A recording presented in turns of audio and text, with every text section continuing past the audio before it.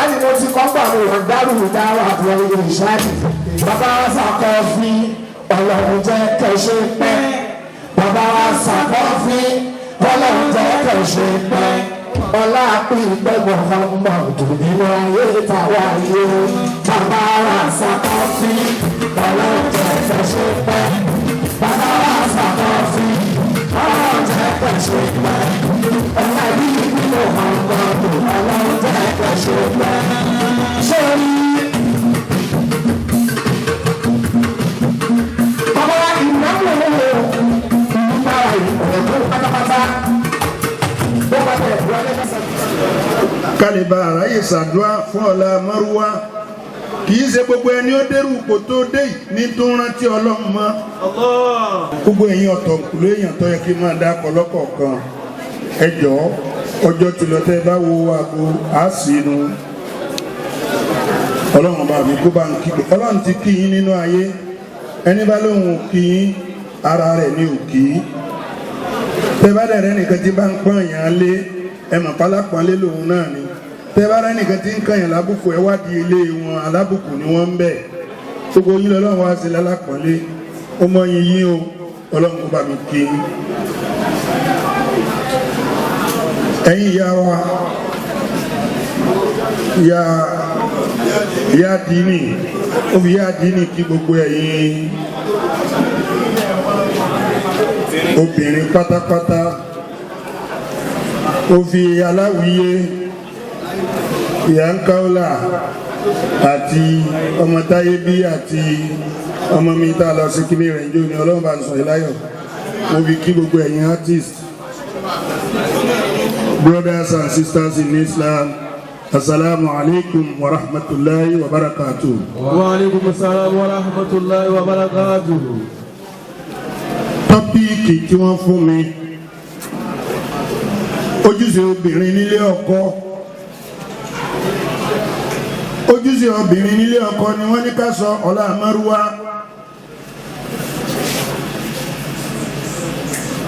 pọ̀ tí wọ́n rántí béèrè ojúṣe ọkọ fóbìnrin ò ń gbìjà yínú ẹ̀yìn kóra yín sàn bí gèlè nù bí ewé ọ̀gẹ̀dẹ̀ yẹn gbogbo ọkùnrin tí bẹ́ ń bí pátápátá olòṣì ń gbogbo wa wèrè lẹ́yìn náà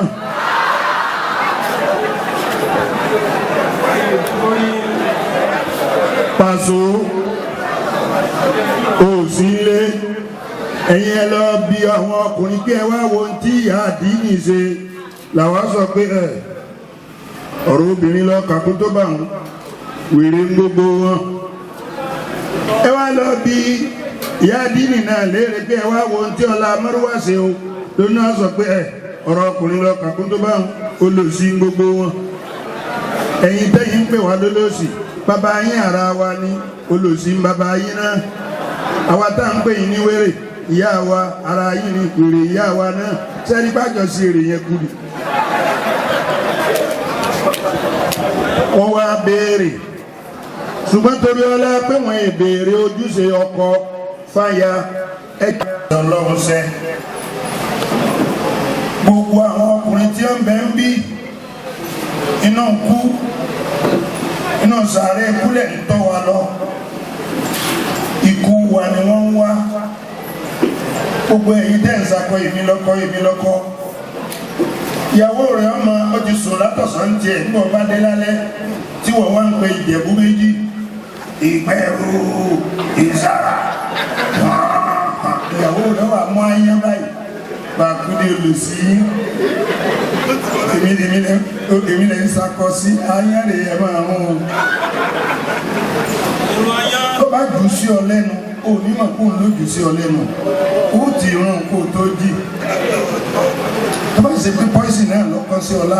ó ti kú nìyẹn àbí ká máa kẹ́ wọn àbí ká máa iṣẹ́ tọ́lọ́run mọ́ ara wa àwa ń jẹ ẹ wá jẹ́ aṣọ tí wọn fún akọ́njẹ lára wa gbogbo ìran obìnrin tí ọba dágbére kó tó kú onílé ọkọ tí ọ̀sọ́bi ti ń lọ ẹsẹ̀ tí ń bá ń gbé báyìí àwọn màláíkà máa ṣẹ́ ìpè fún títí yóò fi darí wọnú ilé ẹ̀tọ́ obìnrin ni kó gbàṣẹ lọ́dọ̀ ọkọ rẹ̀ níjọ́ tẹ́ ẹ bá ti kó lé bàbá yín nínú 100% àṣẹ tó yẹ kí bàbá yín máa pa fún yín ọkọ ti kó 95 níbẹ̀ ó kù 5 fún bàbá àti ìyá. ẹ wo bí agbára ọkọ ó ṣe pọ̀ tó táwọn obìnrin yìí ọ̀nà fáwọn ẹlòmíràn fa mẹ́sì báyìí tó bá ní kó kẹ́rù mi jáde ilé ọ̀kan yẹn ni wọ́n á ti kó agreed ṣùgbọ́n máa wo obìnrin ọkùnrin láyè débi wípé kò síbi tí ò ti lè kọlu ìyàwó rẹ̀ àfi tá gbangba nìkan ó fi àwọn àyè kan lẹ̀ tí àyè ọ̀gbà mi láti lè máa sọ ẹni pé mo ní káwọn ọmọdé dákẹ́ kéwú torí bá a ké náà á tu ni wọ́n ké díẹ̀ wọ́n ké díẹ̀ wọ́n ké àmọ́ gbogbo ọkọ gbogbo ìyàwó tọkọ rẹ̀ fẹ́ súnmọ́ tó torí pé àwọn ń jà tó wá ń dẹmọ gbogbo ooru tí ń bá ń jáde nínú ọkọ yẹn sẹ́yìn náà máa ń tí máa ń ṣe wájú wọn bá ti gbà fún wa ọ̀la àbálùwà wọn náà máa bó ti ṣe ní ọba gbà fún wa.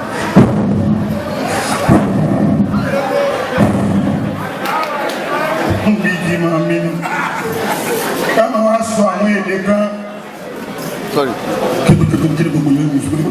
orí ọmọ ti dàgbà kí gbogbo yẹn sì gbogbo èdè tọkọ ń sọ yẹn ọlọ́run ló mọ̀ máa fi dá màláíkà kọ̀ọ̀kan gbogbo mímọ́ inú rẹ̀ ó wọ́n máa fi dá màláíkà kọ̀ọ̀kan màláíkà kọ̀ọ̀kan yẹn yóò ní orí 70 ni wọ́n ń pè bẹ́ẹ̀ orí kọ̀ọ̀kan ó ní ẹnu 70 ẹnu kọ̀ọ̀kan ó ní ahọ́n 70 wọ́n máa fi ṣépèlé obìnrin tó kọ̀ ọ̀rọ̀ fọkọ̀ rẹ̀ ìtí ò jẹ́ gbádùn láyé wọ́n nìyẹn ẹ lọ wọ hospital ta ló pọ̀ bẹ́ẹ̀ obìnrin ni ẹ lọ wo ilé ẹ lọ wo àwọn ilé tí ń dàrú tí wọn ò rí dùnú mọ́ nítorí pé àwọn obìnrin yẹn wọ́n gbé àṣẹ síbi tọ́lọ́ ń gbé sí. èèyàn bá wọn jókòó ti president èèyàn bá jókòó ti senate èèyàn bá jókòó ti alálùbáríkà ọmọ amúsìn èèyàn bá jókòó ti alálùbáríkà bàbá amúsìn grandpa èèyàn bá jókòó ti ẹlẹ́mẹ̀rọ èèyàn bá jókòó ti aláwìyé tí o bá ti sojú sí rẹ̀ kó wá gbà pé star lọ́kọ̀ òun nítorí wo náà ló lè ṣe ọlọ́run ó sì ní kó máa tàdé ń jì ìdí mo yẹn ni má yẹ lómi ó lè wò di ara rẹ ní ìsìnkú ọmọ rẹ ìdè ọmọ rẹ ní ìdí ọ jáde lábẹ́ rẹ kò sì ní wúlò fún ọ. ọkùnrin kan òun kàn jẹ́wọ́ ẹ̀ṣẹ̀ lọ́lọ́ fi ní obi máa rí ó kàn sọ pé òun lọ ní oko ó dẹ̀ jẹ èso léso ó wá jẹ èso eléso ó wá lọ bá bàbá eléso pé nígbà tẹ́ ẹ̀ sí ń bẹ lánàá èmi mo jẹ èso yín bàbá yẹn ní ìwọ jẹ èso mi ọmọ yẹn tí àgbàdo ló kéré jù nù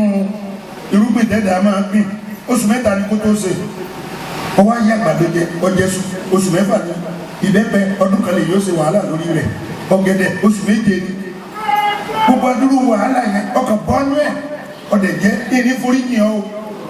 á déwájú ọlọ́run báyìí torí pé tá a bá déwájú ọlọ́run mọ̀ pé yóò kó iṣẹ́ rẹ̀ fún mi inú mi dùn pé ẹ̀yin náà kéwúrí bórí òtí ẹ̀jẹ̀ tọ́tí àrùn ṣùgbọ́n ẹ máa tọ́tí àkété lè bá máa yàtọ̀ nínú àwọn olórí yòókù Ebenezer Obey ìjọ tó kọrin ọ̀sọ́gbọ́n tẹ́lẹ̀ dá kò sí wa tẹ́lẹ̀ o kọ̀sọ́nà tẹ́lẹ̀ fi táyé lọ́rùn o níjọ́ yẹn mi tí ìmọ̀ bíi títẹ̀ yẹn wà mo gbádùn ẹ̀ púpọ̀ ńgbà máa lọ kátí àbárí pé ànábì Lukumanu ló fi kọrin kírísítẹ́nì dòlè òun ọlọ́ọ̀dọ̀ àwọn àfa àwọn tù fún ó sì sọ́dọ̀ orin arákùnrin yìí wá ń jẹ èso tán ńgbà tó jẹ èso tí wọ́n ń jẹ́wọ́ bàbá eléso lóhùn ò ní forí jiyàn ló bá bínú lọ ló bá tilẹ̀kùn mọ́rí arákùnrin yìí wá ń dúró níwájú ìta títí gbàtó dúró níwájú ìta látàárọ̀ dáago mẹ́rin bàbá olóko bá sí náà ló bá tún bá ń bẹ́ ṣé torí kí ni bá àforíjìyàn náà ló ṣe dúró látàárọ̀ oníbẹ̀ẹ́ ni fẹ́mi náà bá wá àforíjìyàn wọ́n pè mí lẹ́yìn abú àmọ́ mẹ́jẹ̀mú ni orí tí mo fẹ́ fi jìn ọ́ wọ́n náà ṣe mí lóore kan ọ̀fẹ́ ọmọ mi obìnrin ní tipátipá. Amọ̀wá Ramadan lecture 2018 Muminatu ẹ̀jẹ̀ àjọ lọ ẹ̀yin tèmi Sọ́lá Amọ̀wá Ramadan lecture 2018 Muminatu ẹ̀jẹ̀ àjọ lọ a ti wà ní Ọlá Amọ̀wá Ramadan lecture 2018 ní Ọ̀rẹ́gun high school èmi ọmọ yín olólùfẹ́ yín Alhaji Ahmad Aláwìyé Alálùbáríkà Amiru Shuarai ni mo ń sọ fún yín pé Ọlá Amọ̀wá jẹ́ ẹ̀dá kan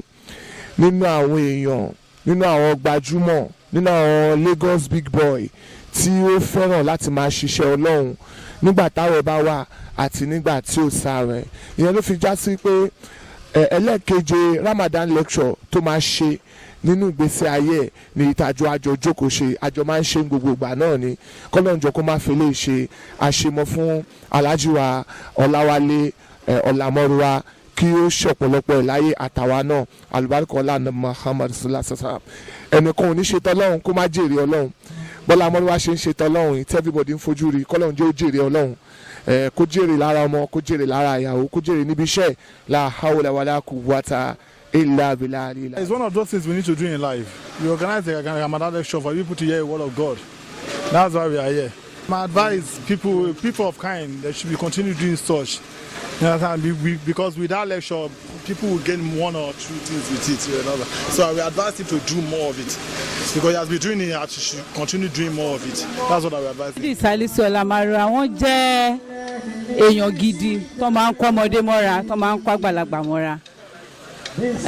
Lọ́lá dáadáa tó ń ṣe ló jẹ́ kémi náà wà níbí lẹ́nu. Wàláhì inú mi dùn nítorí tó bá jẹ́ pé àwọn tó jẹ́ gbajúmọ̀ mi wọ́n wò pé báwo ni tiẹ̀ ṣe jẹ́. But Ọlámọ́rúwá kò sí ẹni tí wọn kì í tẹ̀ fún tó dẹ̀ já sí wípé mo really appreciate wọn gan, mo máa honour wọn everywhere tí n bá lọ. So torí ẹ̀ ló jẹ́ kémi náà wà níbí lẹ́nu. Àdúrà mi kọ́kọ́ lọ sí ọ̀dọ̀ Alhaji Salisu Ọlámọ́rúwá pé aráyé ti ń fẹ́ wọn àìnífẹ́ wọn mọ́ ẹlẹ́dàá ìyàwó ẹlẹ́dàá bàbá wọn tó tara wọn jáde kò ní jẹ́ kán rí òkè lọ́lá wọn náà máa lọ sí. Aláyélúwà ọba Jamiu Ajíbọ́lá Adétọ́lá ọba Ṣàngíṣà Magodo Kingdom. Ọlámọ́rúwá àlọ́ àgbàdo ẹ̀ sí jù báyìí lọ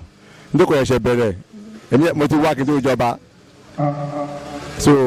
wà tún wá gbọ́ pé wọ́n tó fẹ́ ṣe kí mi ò bá bẹ àdúrà mi ti gbà nítorí pé ìyọ̀mọ̀ bí ti máa ń gbà Ọlọ́run máa mọ̀ jáde àti máa ń gbà so bí gbọ́dọ̀ fẹ́ ṣe léyìí máa pa èmi náà máa dé bí o mọ́ tẹ̀ pé máa wá fúnra mi. tọ́ ti mú èkó ni tọ́ ń bẹ̀ ni o wọ́n máa mọ bẹ̀ àmọ́kùnrin tá a máa pọ̀ sí ọkọ̀ dẹ̀ ní ṣòwò náà Ọlọ́run á gbàdúrà ẹ̀ bí ó ti ṣọgbọ́n èkó ní fọyà Ọlọ́run á dúró tì ebúrẹ́ tí ò bá ti fọlọ́run lẹ̀ Ọlọ́run máa dúró tì ní Ọlọ́run ò ní padà lẹ́yìn ẹ̀ o ó máa búdá àwọn tẹ gbogbo ẹ̀ tó bá ní kó ṣubú àwọn náà máa. dánù láyé tí mo wá torí táwọn ọmọdé bá jì wọn kóra wọn jọ ní wọn lè fi yẹ̀pẹ̀ kọ́ lé ilé tí wọn ò ní gbé wọn tún ṣe ibẹ̀ wọn dáná ọbẹ̀ tí wọn ò ní jẹ sílẹ̀ bá aṣọ tí wọ́n ń relé wọn dalẹ̀ tán kọ́wọ́ wọn àdọ̀bẹ̀ tán sèṣì gbó torí eré ọmọdé eré àṣẹ ìjẹ ni kọlọ́run má jẹ́ àṣàṣe dànù bí eré mọ́dé. Orúkọ tèmi ni Alhaji Rukayat Aláwìyé Bàṣírí mi àwọn abílẹ̀ ní nítorí ẹ̀gbọ́n mi èèyàn mi dáadáa Ọlámọ́rúwá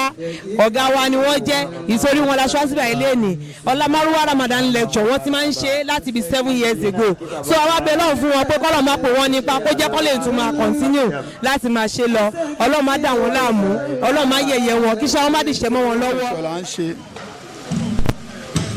Ramadan lecture là ń ṣe àfẹ́ mùsùlùmí ni wá mùsùlùmí làwọn òbí tó bí wa so a dẹ̀ ń practice Islam níwọ̀n bí agbára wa ṣe mọ so eléyìí àwa máa fi ṣèdúpẹ́ fún Ọlọ́run lọ́dọọdún a máa kó gba àwọn ráìdá wa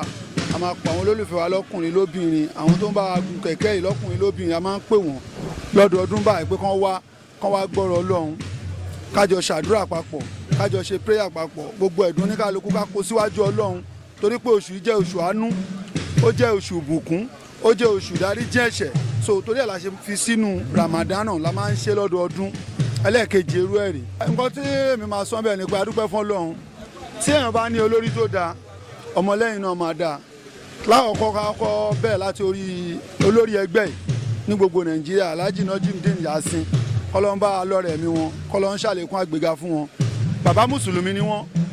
àwọn náà dẹ̀ máa organize irú nǹkan báyìí so àkọ́ṣe yẹn látara wọn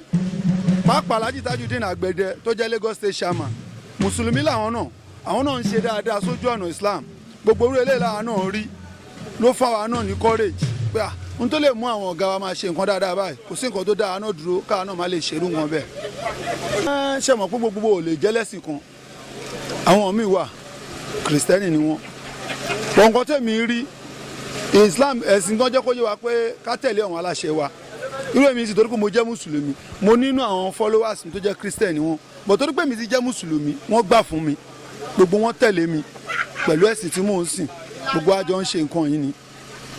so bẹ́ẹ̀ náà ni mo ṣe gba gbogbo àwọn tá a jọ jóníṣẹ́ kan náà lẹ́yìn mo ṣe gbà wọ́n nímọ̀ràn ìtọ́ bá jẹ́ muslim ni kí o gbọ́n ọmọlẹ́yìn náà support ẹ̀ láti máa ṣerú nǹkan báyìí torí nǹkan tó dáa ni láti fi bẹ́ lọ́hùn gbogbo àlà ń jáde láàárọ̀ là ń wọlé lálẹ́ irú àsìkò yìí abẹ́ lọ́hùn tó ṣọ́ wa láti ọdún tó lọ tó tún ṣọ́ wa ọdún yìí tó jẹ́ kárí ìpalára sòtẹ́ ẹ̀ bá ń fi ru eléyìí dúpẹ́ kò sẹ́ṣẹ̀ ń bẹ̀ àwọn tó dẹ̀ jẹ́ pé Christian náà ni ọ̀gá wọn gbogbo ìgbà tó bá pọ̀ wọn pé mo fẹ́ pe pásítọ̀ wa wá o kó wá ṣàdúrà fún wa kí gbogbo wa wà ní tẹríba gbogbo ẹ̀nú àdúrà ní kọ́ ló má ṣàgbàdúrà gbogbo wa mo gbàdúrà fúnra mi mo gbàdúrà kọ́ ló ń fún gbogbo alẹ́ mi gígùn káṣọ pọ̀lọpọ̀ irú nǹkan báyìí nílé ayé kọ́ ló ń dẹ̀ gbà níjọsìn fún wa kó gbà ní ìbádà fún wa kó má dàlú wa láyà kó má kọ́lé wa lọ́wọ́ kọ́ ló ń gbà níjọsìn fún wa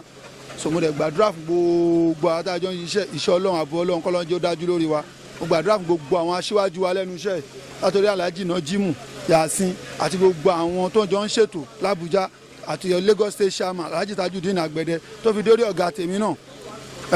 comrade Olú Odùsànyà Christian. Hello everybody, some just happen right now. Yeah, that elasticity is pokey, but me I want to spoke my own. Say you are know that you can escape the traffic in the Yanoba, Folks, Barracks, Alakija, Mile 2, even Oluti Gangan, Orile traffic everywhere. Don't just say you want to run it. You can do speed gun to run it, and even in the style, big man style gangani. Sifas Express ferry service, he offering you comfortable. He comfort ferry service from Ojo all the way to Liverpool. You can come and go CMS long. Visit our terminals today at Ebute Ojo Jetty, Ikemo Road, off Ojo Alaba International Market Road, opposite Police Corner. I no say one corner for you, I say it's Police Corner.